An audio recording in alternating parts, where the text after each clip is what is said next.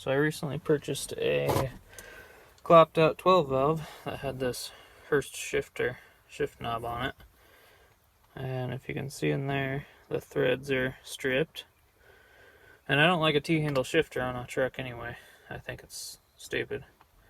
But it would go on about that far, and that was it. And I didn't feel like retapping this because I didn't like it to begin with. I don't have a Dodge shift knob right now, and I don't want an aftermarket one.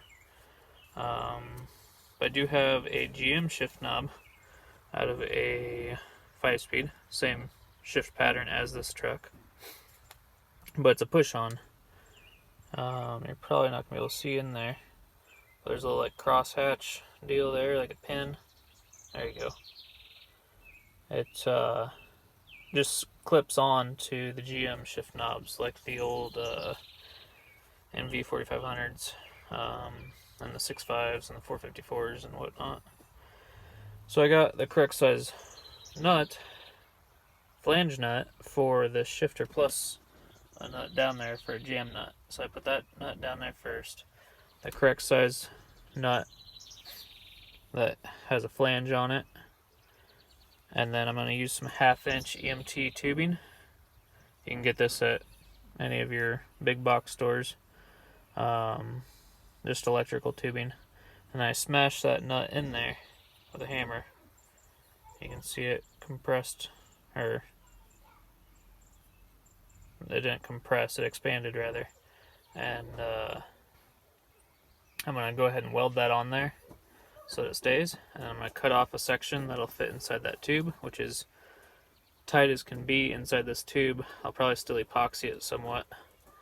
You can see there where I slid it in a few inches and I had to hammer it to get it back out.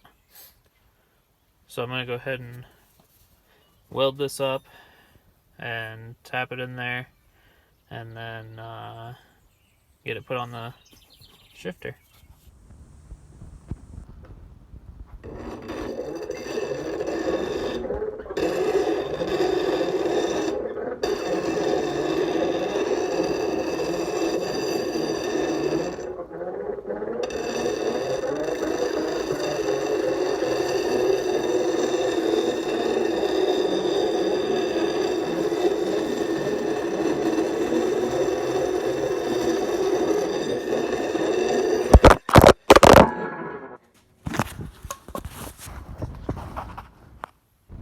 See here, I got it welded up.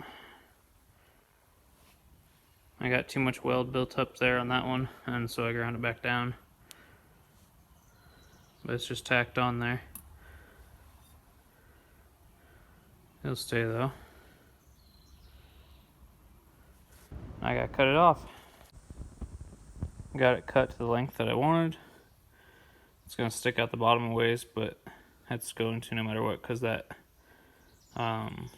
nut expanded that pipe and it won't fit inside there anyway. So down at the base, so it'll come to about here if all goes as planned. I'm gonna pound it in there on a block of wood and see what happens. Use a little bit of WD-40 to get it started. Tapped her in there on a block like this on a block of wood, and then that wouldn't go all the way, so I had to use a sledgehammer and pound it in the rest of the way. But it'll just go on like this.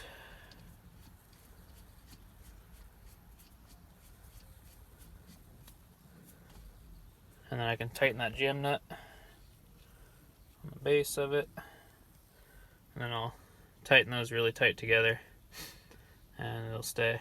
I'm gonna go clean up the shift knob first though, because it's pretty nasty. And then I'll put it all the way in and take it for a drive. Alright, there it is. Turned out decent. I wish it didn't sit so high. In reference, that's probably level with the dash there.